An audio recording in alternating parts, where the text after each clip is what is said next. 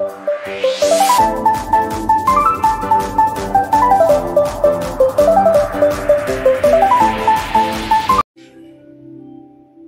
berdoa.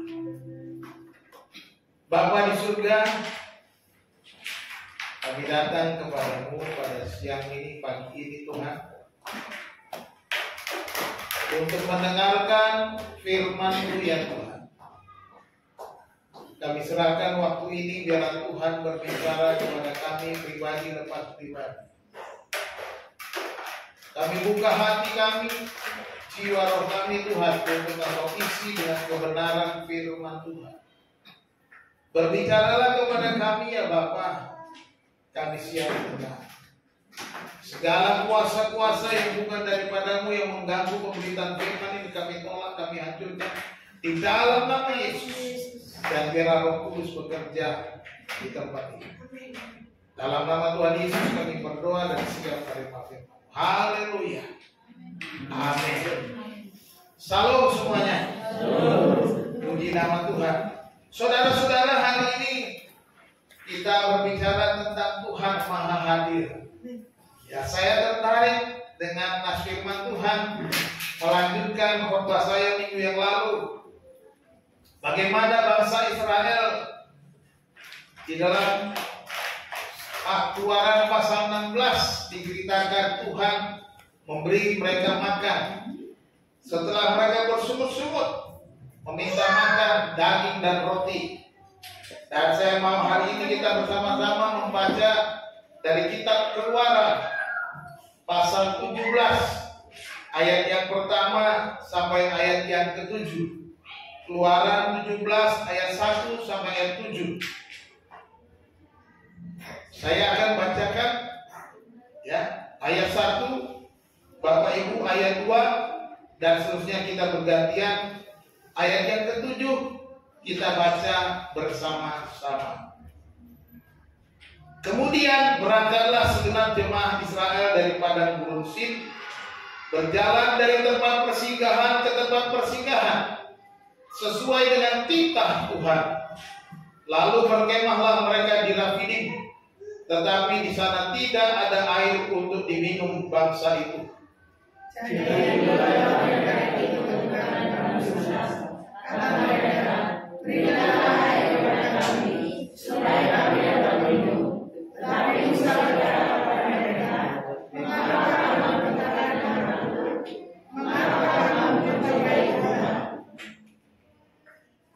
Hauslah bangsa itu akan air di sana. Bersungut-sungutlah bangsa itu kepada Musa dan berkata, mengapa pula engkau memimpin kami keluar dari Mesir untuk membunuh kami, anak-anak kami dan ternak kami dengan kehausan? Lalu berseru-serulah kepada Tuhan, katanya, apakah yang akan berbuat kepada bangsa ini? Sebentar lagi mereka akan berbayar dengan batu. Berfirmanlah Tuhan kepada Musa, berjalanlah di depan bangsa itu dan bawalah beserta engkau beberapa orang dari antara para tua-tua Israel. Bawalah juga di tanganmu tongkatmu yang kau pakai memukul sungai Nil, dan pergilah. Maka aku akan berdiri di sana di depan negeri atas batu di Herod. Haruslah aku untuk membakar itu dan berlari dalamnya akan Herod, sehingga bangsa itu dapat minum. Demikian akan Musa cari makan tua-tua Israel. Bersama-sama, dinamailah tempat itu Massa dan Meribah, oleh karena orang Israel telah bertengkar dan mereka telah mencobai Tuhan dengan mengatakan, adakah Tuhan di tengah-tengah kita atau tidak? Amin. Luar biasa. Bapak Ibu Saudara yang dikasih Tuhan, satu bagian firman Tuhan di dalam ayat yang ke-7 saya baca sekali lagi. Dinamailah tempat itu Massa dan Meribah, oleh karena orang Israel telah bertengkar dan oleh karena mereka telah mencobai Tuhan dengan mengatakan, adakah Tuhan di tengah-tengah kita atau tidak? Bayangkan yang terjadi dengan bangsa Israel. Mereka sudah melihat banyak perkara, tetapi mereka masih bertengkar. Maka dikatakan tempat itu masa dan meriba, artinya masa itu pencobaan, meriba itu artinya pertengkaran atau perselisihan. Dan di sana mereka bertanya, adakah Tuhan di tengah-tengah kita atau tidak? Kehadiran Tuhan dipertanyakan. Kehadiran Tuhan menjadi pertanyaan besar bagi mereka. Karena apa? Karena mereka tidak mengenal Tuhan, tidak memahami siapa Tuhan itu. Padahal Tuhan selalu ada menyertai mereka. Minggu lalu saya katakan, Tuhan memelihara, dan pemeliharaan dinyatakan dengan kehadiran Tuhan. Tetapi bangsa Israel ketika mereka sampai di suatu tempat yang tidak ada air, mereka bertengkar dengan Musa. Bertanya, adakah Tuhan di tengah-tengah kita atau tidak? Kadang-kala mujizat yang sudah dialami seringkali membuat kita juga meragukan. Seperti bangsa Israel, mujizat demi mujizat terjadi. Mereka diberi makan manna, diberi daging, dan burung puyuh dikirimkan oleh Tuhan. Tetapi mereka ketika berjalan dari satu tempat ke tempat lain, ya kan, mereka masih mengeluh. Mereka melupakan kehadiran Tuhan. Tuhan dianggap sebagai pribadi yang harus menyediakan apa yang mereka mau. Bahwa kalau Tuhan ada, segala-galanya harus tersedia. Ini juga mungkin seringkali terjadi di kalangan orang percaya. Kita salah memikirkan atau mengenal Tuhan. Kita berpikir kalau Tuhan itu ada, kalau Tuhan itu mengasihi saya, maka segala sesuatunya pasti ada dan tersedia bagi saya. Perjalanan di padang gurun itu membosankan mereka, menyebalkan, dan seperti tanpa tujuan dan tanpa arah. Dan akhirnya Kanaan bukan menjadi fokus bagi umat Israel. Padahal Tuhan sudah menyatakan, mereka harus kembali ke negeri yang telah dijanjikan Tuhan kepada nenek moyang mereka, Abraham, Ishak, dan Yakub, suatu negeri yang berlimpah susu dan madu. Tetapi perjalanan mereka membuat mereka melupakan kebaikan Tuhan. Kita akan belajar pada hari ini bukti kehadiran Tuhan di tengah-tengah umatnya. Ya. Kalau kita membaca tadi sudah kita lihat bahwa ada 3 bukti bahwa Tuhan itu maha hadir. Tuhan hadir di tengah-tengah umatnya. Dalam ayat yang pertama kita belajar bahwa Tuhan hadir memimpin umatnya. Ayat 1 dikatakan, kemudian berangkatlah segenap jemaah Israel dari padang gurun Sif. Setelah mereka mendapatkan di padang gurun makanan, roti mana, dan burung puyuh makan daging, mereka berjalan dari tempat persinggahan ke tempat persinggahan. Saya buat tebal merah itu sesuai dengan titah Tuhan. Perhatikan itu. Lalu berkemahlah mereka di Rafidim, tetapi di sana tidak ada air untuk diminum bangsa itu. Mereka berjalan dari satu tempat ke tempat yang lain sesuai dengan titah Tuhan, sesuai dengan perintah Tuhan. Langkah mereka ditentukan oleh Tuhan, diatur oleh Tuhan, tetapi mereka tidak menyadari bahwa Tuhan itu hadir. Bahkan mereka bertanya, adakah Tuhan di tengah-tengah kita atau tidak? Dan sampai di Rafidim tidak ada air. Tuhan hadir di sana. Tuhan ada di padang gurun. Tuhan ada di tiap-tiap tempat persinggahan. Tuhan ada di Rafidim. Terkadang kita juga mentok di suatu tempat seperti Rafidim. Tidak ada apa-apa. Kita tidak mendapatkan apa-apa. Kita sudah berusaha. Kita sudah bekerja keras. Tetapi Rafidim terjadi.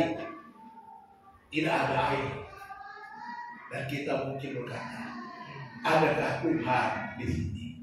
Adakah Tuhan di tengah-tengah kita? Bapak Ibu yang senang saya kasih, saya mau katakan bahwa Tuhan itu maha hadir, selalu hadir di setiap perjalanan dan memimpin umatnya. Perhatikan di sana, mereka berjalan dari satu tempat ke tempat yang lain sesuai dengan titah Tuhan. Artinya Tuhan ada di sana. Tuhan tidak pernah meninggalkan mereka.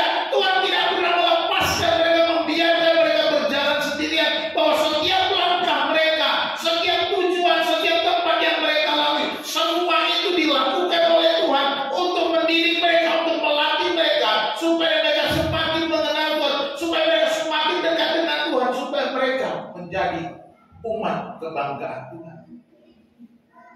Tetapi mereka salah mengerti.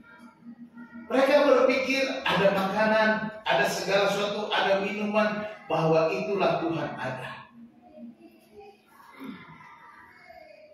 Apakah kita juga sebagai orang percaya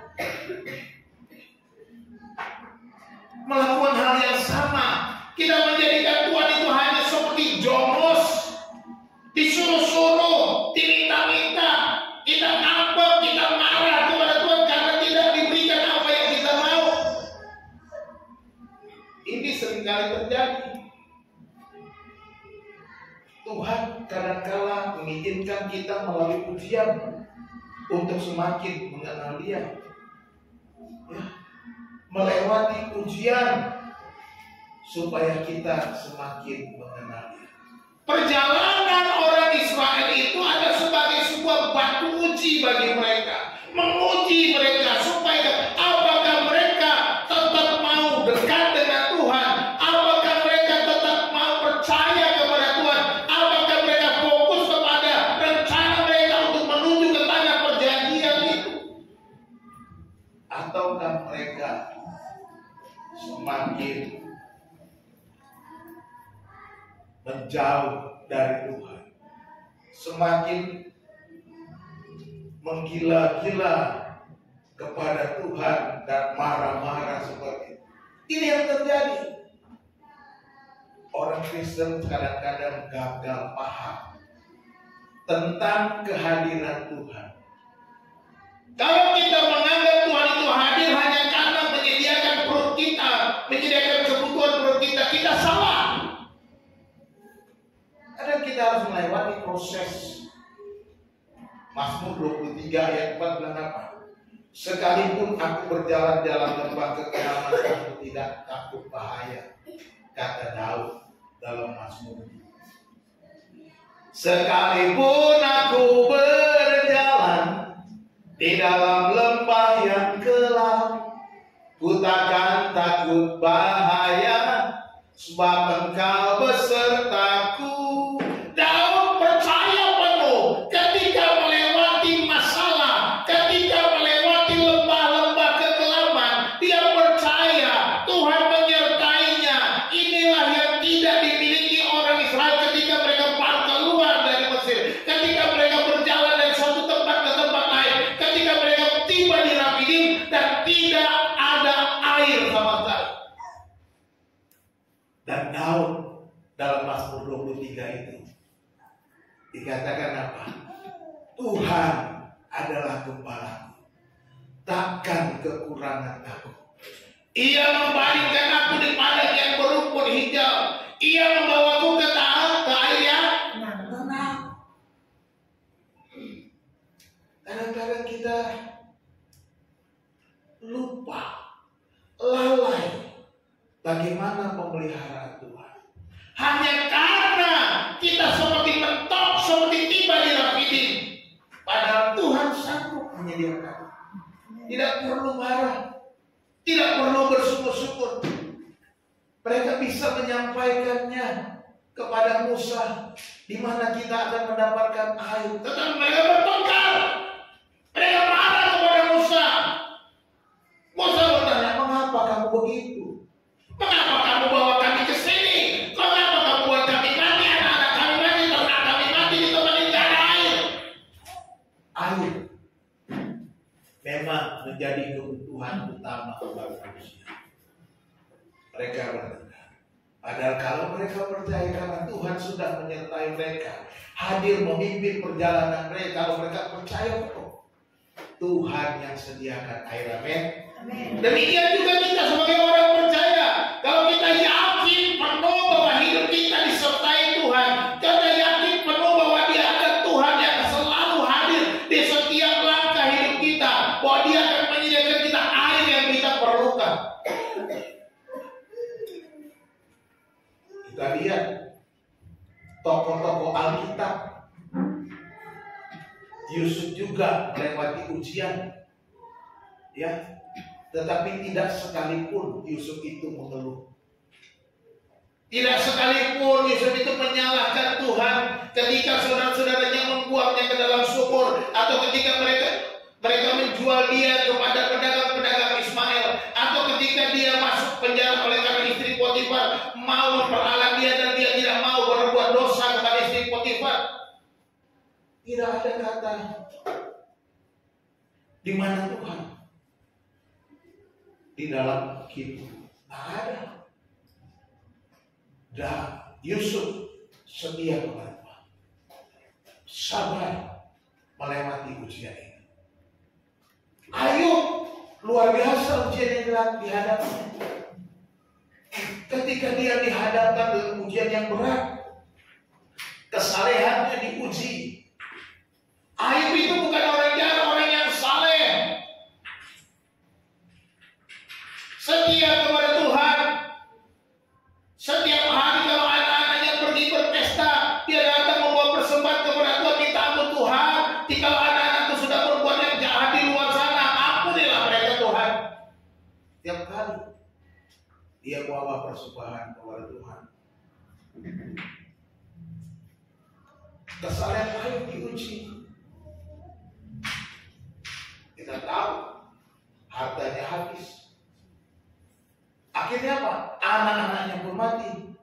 Apalagi tubuhnya diberi penyakit kulit, habis segala.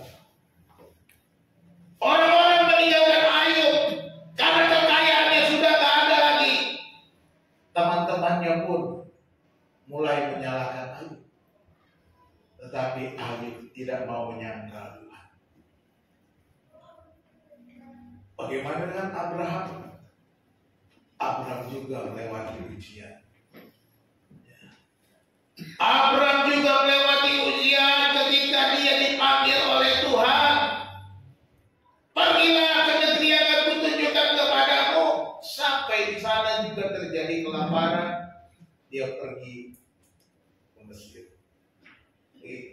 Sampai Tuhan menjanjikan kepadanya keturunan, sampai tua baru Tuhan jawab.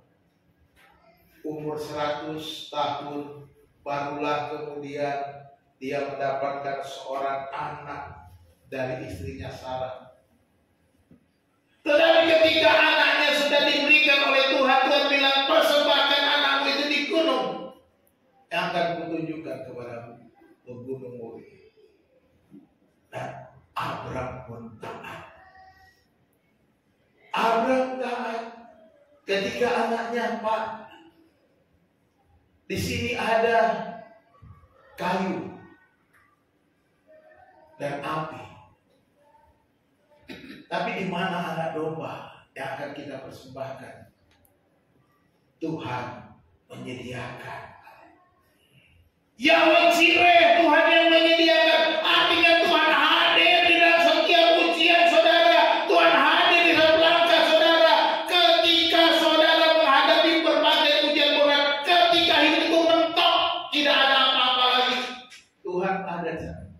Percayalah, setiap langkahmu dipimpin oleh Tuhan. Amin. Tiap langkahku diatur oleh Tuhan, dan tangan kasih-Nya memimpinku. Percaya itu perlu, jangan hanya menyanyi, jangan hanya ingat menyanyi, tetapi lupa ketika kita mentok, ketika kita menghadapi tantangan. Orang beriman melewati ujian untuk mengenal kesetiaan dan kasih Tuhan. Percaya. Ketika kita menghadapi ujian dan percaya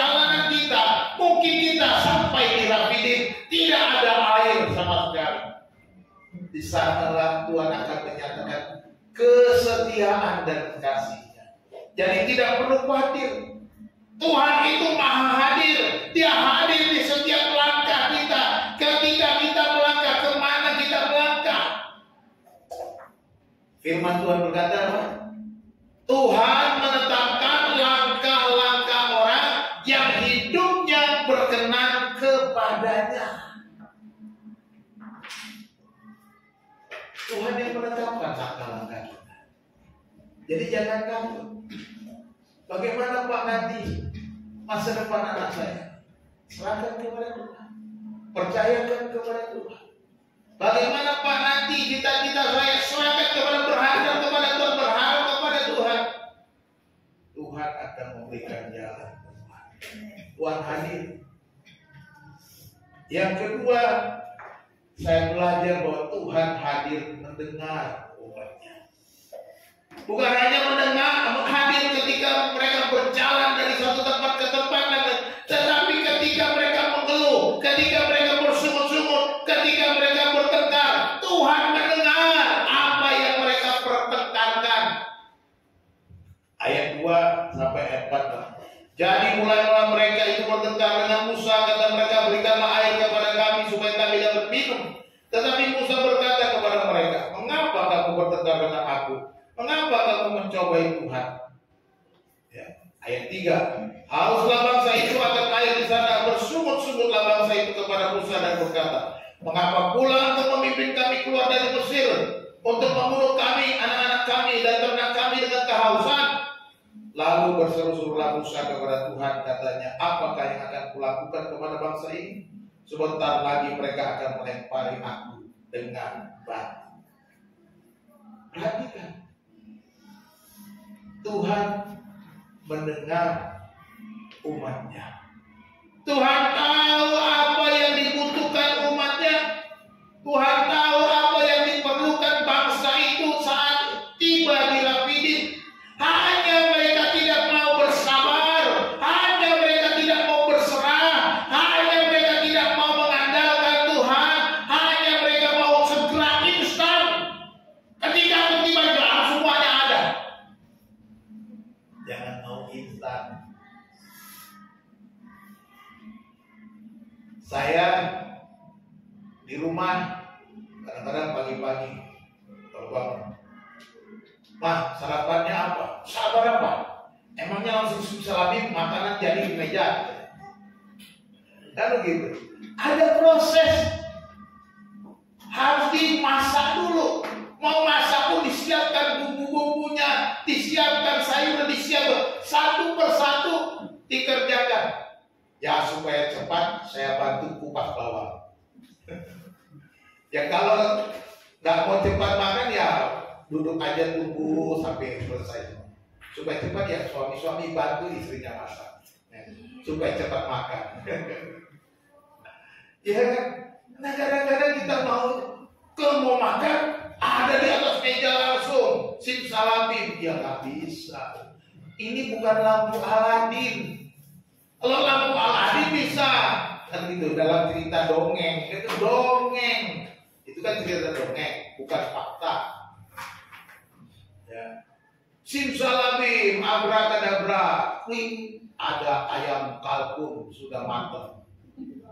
Itu lampu Aladin dalam cerita dongeng.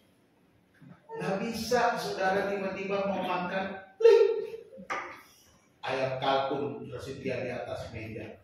Nggak pernah makan ayam kalkun kita ya. Orang Amerika suka makan ayam kalkun. Kalau hari ucapan syukur Thanksgiving Day, ya, mereka memakan pakai ayam kalkun. Jadi kita perhatikan di sini umat Israel mengeluh, ya, umat Israel mengeluh dan bertengkar dengan Musa, tetapi Tuhan mendengarnya. Mengeluh dan bertengkar aja Tuhan mendengar. Apalagi kalau saudara baik-baik sama Tuhan, ya, perhatikan. Apalagi kalau saudara bersabar, saudara minta dengan baik-baik kepada Tuhan, Tuhan berserah kepada Tuhan. Jadi jangan memaksa Tuhan. Seperti saya pernah ceritakan, waktu saya masih berdua dengan Bu Hana, belum punya anak, saya pulang pelayanan, Bu Hana bicara apa? Pak, ini makanan terakhir, beras sudah habis, besok pagi nggak ada beras. Berarti kita kalau nggak ada makanan, besok nggak makan, puasa. Lalu saya pun berdoa. Saya bilang apa? Ayo kita makan malam, berdoa. Tuhan, terima kasih hari ini kami makan. Ini makanan dari beras terakhir kami. Besok tidak ada beras untuk kami makan. Kalau Tuhan izinkan kami puasa, berikan saya kekuatan untuk puasa. Saya bilang begitu pada Tuhan. Tapi kalau Tuhan tidak izinkan saya puasa, Tuhan kirimkan beras. Saya bilang begitu. Puji Tuhan, pagi-pagi orang datang ketok pintu, kirim beras. Ini mujizat. Tuhan bilang nggak usah puasa, aku sediakan berasnya. Berarti nggak jadi puasa. Tetapi kalau hari itu pagi itu tidak ada beras yang datang ke rumah saya, kami berdua akan puasa, kami akan menahan diri sampai Tuhan menyediakan beras bagi kami. Itu sudah jadi. Itu yang harus kita lakukan. Jangan maksa Tuhan. Pokoknya Tuhan, kalau nggak ada beras, aku nggak mau lagi gereja. Pokoknya Tuhan, kalau nggak ada beras, aku nggak mau lagi memuji Tuhan. Pokoknya Tuhan, kalau nggak ada beras, aku nggak mau lagi datang beribadah. Pokoknya aku di rumah. Silakan. Saudara sendiri yang rugi. Makin jauh dari Tuhan, makin hidup makin susah. Percuma. Saya kata benar. Saya tidak pernah memaksa Tuhan untuk memberikan saya apa yang saya mau. Kalau saya memaksa Tuhan, saya yang menjadi Tuhan, Tuhan yang menjadi apa yang hamba saya. Tuhan saya suruh-suruh, jangan terbalik. Kita hamba Tuhan, kita yang harus disuruh-suruh Tuhan, kita harus taat ya Tuhan, gitu. Kan Tuhan itu Tuhan, Lord bahasa Inggris. Ya. Ya Tuhan, berarti kalau kita ya Tuhan, artinya kita tunduk. Jangan sampai kita melawan atau marah kepada Tuhan. Tetapi puji Tuhan, Tuhan mendengar berkat kesetiaan berkat kasih Tuhan karena kebaikan Tuhan kepada bangsa Israel. Musa saja dilawan dengan mau melempar batu, tapi Tuhan mendengar semua keluhan umatnya. Luar biasa. Tuhan mendengar keluhan umatnya. Tuhan tidak berdiam diri. Dia ada. Dia tahu mereka berlengkar. Menunjukkan bahwa Dia hadir di tengah-tengah umat. Dia hadir dalam rumah tanggamu. Jangan khawatir, jangan takut, jangan ragu. Dia mendengar. Kita ingat dalam Lukas 18 ayat yang ke-7 dikatakan, tidakkah Allah akan membenarkan orang-orang pilihannya yang siang malam berseru kepadanya? Dan adakah Ia mengulur-ulur waktu sebelum menolong mereka? Yesus menceritakan tentang hakim yang lalim. Ada seorang janda datang minta tolong supaya membela haknya. Dia berseru-seru terus. Akhirnya hakim yang lalim itu pun mengabulkan permintaan. Dan Yesus mengingatkan, tidakkah Allah akan membenarkan orang-orang pilihannya? Saudara dikasih Tuhan, saudara dan saya ada orang-orang pilihan Tuhan. Saudara dan saya dipilih menjadi umatnya. Saudara dan saya dipilih menjadi anak-anaknya, diangkatnya. Luar biasa. Dan Tuhan pasti mendengar. Karena Dia selalu. Oleh sebab itu, kalau saudara tiba di Rafidim, kalau saudara tiba di tempat yang tidak ada air, kalau saudara tiba di tempat yang tidak ada harapan sepertinya, seolah-olah semuanya sudah buntu, bersyukur. Bersyukur dan tetap percaya bahwa Tuhan mendengar semua doa kita. Mungkin kita sudah berdoa bertahun-tahun, berdoa berulang-ulang, minta Tuhan, tapi belum. Tapi percayalah, sekalipun belum mendapat jawaban, Tuhan mendengar. Amin. Dan yang ketiga menjadi kunci bagi kita, bahwa Tuhan hadir menjawab. Dia bukan hanya mendengar tetapi juga menjawab. Ayat 5 dan ayat 6 berkata, berfirmanlah Tuhan kepada Musa, berjalanlah di depan bangsa itu dan bawalah beserta engkau beberapa orang dari antara para tua-tua Israel. Bawalah juga di tanganmu tongkatmu yang kau pakai memukul sungai Nil, dan pergilah. Maka aku akan berdiri di sana di depanmu di atas gunung batu di Horeb. Haruslah kau pukul gunung batu itu dan dari dalamnya akan keluar air sehingga bangsa itu dapat minum. Demikianlah diperbuat Musa di depan mata tua-tua Israel. Saudara, dikasih Tuhan, akhirnya Tuhan bertindak. Tuhan menjawab. Tuhan tidak hanya mendengar pertengkaran.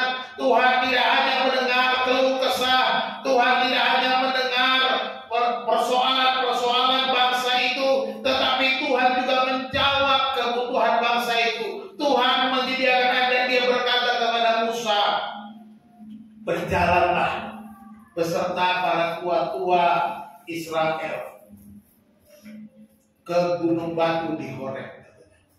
Pukulkanlah tongkatmu itu. Dan Musa melakukannya. Dan dari gunung batu memancar air. Memancar menjadi sumber mata air. Tuhan sanggup menyediakan kebutuhannya dengan memberikan mata air dari gunung batu. Luar biasa. Tuhan melakukan mukjizat, dari gunung batu bisa keluar air yang menyegarkan mereka, air yang mereka perlukan, air yang mereka butuhkan. Tuhan dengan cara yang ajaib. Demikian juga kita. Di dalam kehidupan kita, Tuhan punya cara yang ajaib. Percayalah. Di tengah-tengah kebuntuan kita, di tengah-tengah kebingungan kita, percayakan kepada Tuhan. Tuhan sanggup membuka jalan. Dia buat jalan saat tiada jalan, dengan cara yang ajaib dibukanya jalanku. Haleluya.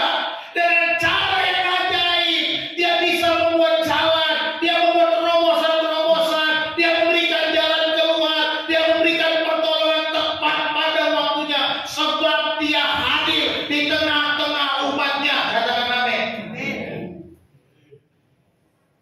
Dia hadir di tengah-tengah kita. Dia hadir mendengar doa-doa kita. Dia punya cara dengan luar biasa untuk menjawab semua keperluan kita. Ya, Bapak Ibu yang dikasihi Tuhan, ketika COVID melanda, mungkin kita merasa lewat begitu saja. Ya, tetapi sadarkah kita, di tengah-tengah COVID itu ternyata Tuhan luar biasa menyertai kita, memberikan pertolongan dan jawaban. Seperti yang saya alami dalam kehidupan kami rumah tangga kami. Ketika COVID melanda, semuanya seolah-olah tidak ada jalan lagi, kehabisan, tidak ada pemasukan, sekolah muridnya hilang, drastis habis. Tapi Tuhan punya cara menyediakan makanan bagi kami. Tabungan tidak ada, saudara. Tabungan pun habis. Tetapi Tuhan punya cara untuk memelihara, menyediakan apa yang harus kami makan, apa yang harus kami minum. Dan kalau saya bisa mengalami hal yang sama, saudaraku juga bisa mengalami hal yang sama. Tuhan menjawab kebutuhan kita karena Dia setia. Dia setia, Bapak. Kita sudah belajar minggu lalu. Jadi kehadiran Tuhan juga dalam hidup kita dinyatakan dengan kehadiran Yesus, Sang Immanuel itu. Sebentar lagi Natal, nggak terasa sudah masuk bulan yang bunyinya ber. Sampai Desember sediain ember katanya. Tetapi menurut ramalan kita akan mengalami musim kering sampai bulan Oktober, ya, karena El Nino itu, si Nino ini yang bikin kekeringan, ya, panas dan lain sebagainya. Siang sangat panas, malam sangat dingin terjadi karena fenomena El Nino. Itu menurut ilmu pengetahuan. Bapak Ibu, seperti kita tiba di Rafidim sekarang. Tapi percayalah, Tuhan hadir menjawab keperluan kita. Amin. Tuhan hadir menjawab kebutuhan, sebab Yesus itu adalah Immanuel, Allah yang menyertai kita, Allah yang beserta kita, Allah yang ada di dalam hidup kita, Allah yang tinggal di dalam kita. Yesus adalah jawaban dari seluruh kehidupan kita, seluruh kebutuhan kita. Yesus adalah batu karang yang teguh itu. Batu karang, dari padanya akan memancar air kehidupan, dan seluruh kebutuhan kita akan disampaikan. Yesus adalah air hidup. Dari batu karang yang teguh itu akan memancar aliran-aliran air hidup yang kita perlukan. Yesus adalah jawaban seluruh kebutuhan kita. Katakan amin. Amin. Yohanes 4 ayat 14 bilang apa? Tetapi barang siapa minum air yang akan kuberikan kepadanya, ia tidak akan haus lagi untuk selama-lamanya. Sebaliknya air yang akan kuberikan kepadanya akan menjadi mata air di dalam dirinya, yang terus-menerus memancar sampai kepada hidup yang kekal. Ini yang Yesus berikan. Juga di dalam Yohanes 7 ayat 38 berkatakan, barang siapa percaya kepadaku, seperti yang dikatakan oleh kitab suci, dari dalam hatinya akan mengalir aliran-aliran air hidup. Yesus adalah jawaban bagi kita. Yesus adalah Immanuel itu. Yesus ada di dalam keluarga kita, Yesus ada dalam hidup kita, Yesus ada dalam rumah tangga kita. Kalau kita meyakini Yesus itu Immanuel, Dia hadir senantiasa. Dia hadir di setiap langkah kita. Gak masalah kalau kita tiba di Rafidim. Gak masalah kalau kita berjalan dari suatu tempat ke tempat yang lain dan tidak ada air. Sebab Tuhan ada di tengah-tengah kita. Itu cukup. Amin. Kehadiran Tuhan di tengah-tengah kita cukup untuk memenuhi seluruh kebutuhan kita. Tuhan itu maha hadir. Tuhan maha hadir. Apa saja bukti Tuhan maha hadir? Satu,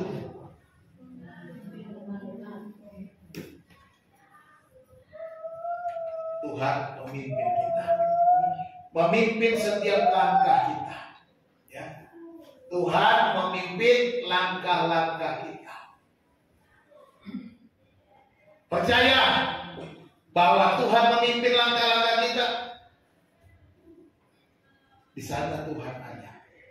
Yang kedua, Tuhan maha hadir karena Dia mendengar semua yang kita lakukan, semua yang kita doakan, semua yang kita naikkan. Tuhan selalu mendengar. Dan Tuhan hadir untuk menjawab doa-doa kita. Ya. Dia menjawab doa-doa kita.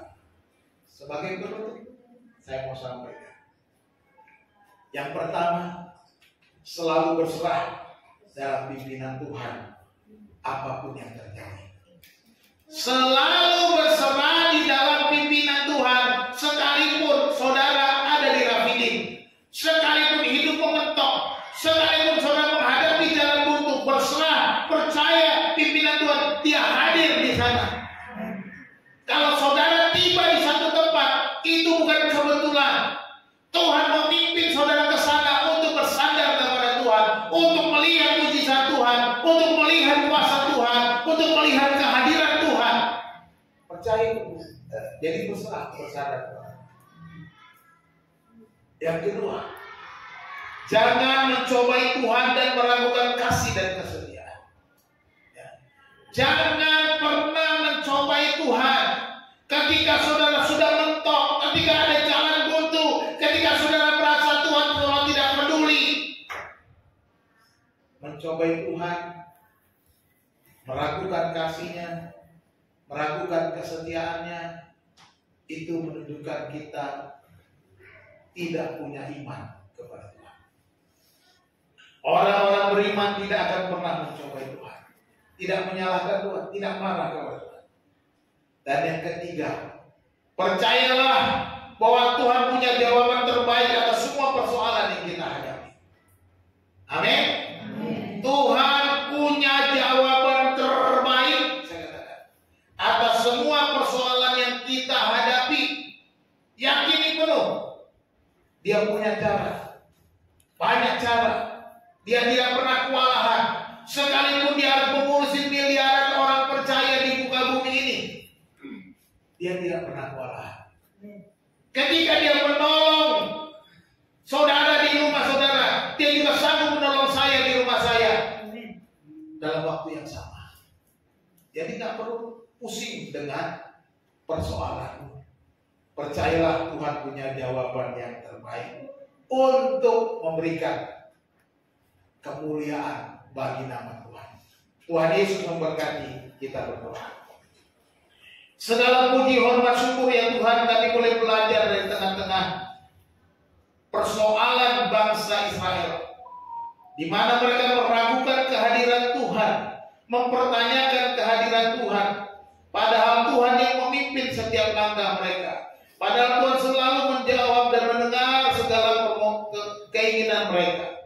Dan Tuhan, kami mau belajar supaya kami tidak seperti bangsa Israel, menyalahkan orang lain, bahkan menyalahkan Tuhan, meragukan kasih setia Tuhan. Dan tolong kami Tuhan untuk tetap bersabar, untuk tetap mengandalkan Tuhan, untuk selalu bersyukur, untuk selalu berserah kepada Tuhan, menantikan cara Tuhan untuk menjawab segala pergumulan kami. Tuhan, ajar kami untuk setia ketika kami melewati tempat-tempat yang tidak kami kehendaki. Ketika kami sampai di tempat seperti Rafidim, tidak ada air, tidak ada keperluan kami yang kami dapatkan, tetapi kami percaya Tuhan punya cara untuk menolong kami. Terima kasih Bapa di surga, hamba-Mu selesai berbicara ya Tuhan. Tolonglah kami ya Tuhan, supaya kami mengingat apa yang kami dengar. Kami boleh tetap setia kepada Tuhan dan tetap bersandar kepada Tuhan. Terpujilah Engkau ya Bapa. Kami mengucap syukur untuk firman Tuhan yang sudah kami dengar. Di dalam Tuhan Yesus Kristus Juru Selamat kami naikkan doa kami. Haleluya. Amin.